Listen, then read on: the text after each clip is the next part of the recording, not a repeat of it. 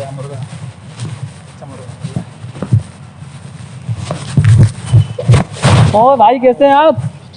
बढ़िया है। बढ़िया है भाई, बस बढ़िया है। आप बताओ।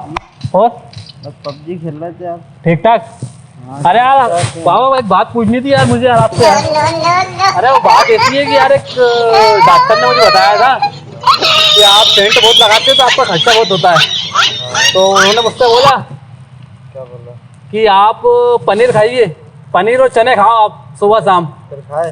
अरे भाई रोज खा रहा हूँ पनीर सुबह शाम, लेकिन यार मुझे कुछ दिखे ना, खुशबू ही नहीं आती यार। दिन भर बॉडी से बोलते हैं कि आपकी पनीर और चने खाओगे तो खुशबू अच्छी आती है, आपको सेंट लगाने की जरूरत नहीं पड़ेगी। तो यार मैं दिन भर पाता हूँ लेकिन मुझे समझ में नहीं आता कि यार खुशबू क्यों नहीं आती। तो मैं एक बार पात रहा हूँ, आप सुनकर बता देंगे कि खुशबू कैसी आती है? बता देंगे? मैं क्यों बताऊं भाई? अरे बता दो यार भाई यार। तो मैं क्यों बताऊं अरे भाई? थोड़ी मरीज की हेल्प कर दो, आपका क्या बिगड़ जाएगा? अरे भाई तुम चले यार, फालतू में गेम खेलने दो यार मेरे को यार। भाई तो भाई आप थोड़ी